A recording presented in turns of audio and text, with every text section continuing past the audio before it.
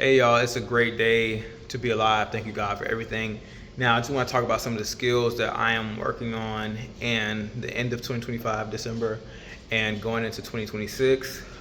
Number one, Linux system administration. So I'm taking a course from this guy, Imran Afzal, on Udemy. So that's going to help me with getting prepared for the RHCSA exam from Linux, well, from Red Hat. So it's Red Hat System Administrator, Associate, I believe that's what it is. But basically, I'm working on a few skills. So of course I'm studying for the LSAT, but then I'm taking that Linux System Administration course from Imran Afzal so I can get prepared for Linux System Administrator jobs. They pay 100,000+, potentially remote. I would love to work remote again so I can go to the gym in the daytime and not have to think about doing it in the evening. So there's that, but also I'm thinking about trading. I believe in having a stock portfolio of dividend paying, monthly. So dividend ETFs paying monthly, quarterly.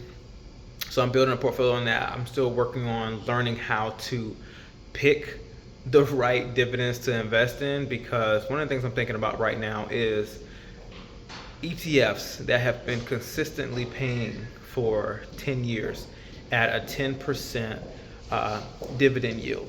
Hello. So that's what I'm thinking about now. But I do want to learn more about how to do that, and then teach my wife as well. I want to send her some videos, so that's pretty cool. I even use this cool new AI tool called Obo Labs, to easily create a course on how to learn how to do it. So that's something I think is going to be really cool for me. Now, trading, I've been seeing people use prop firms. I barely know what prop firms are, but it's like there is a company out there that's doing trading and they're allowing users to pay to learn how to trade, and then they go through some assignments and they become profitable from paper trades, and then they're able to use the prop firm's money to make trades.